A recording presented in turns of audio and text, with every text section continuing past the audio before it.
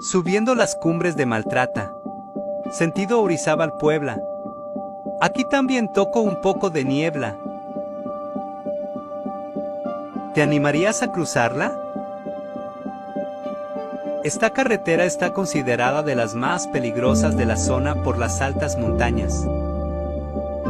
Además que es la carretera que acumula asaltos y muchos accidentes.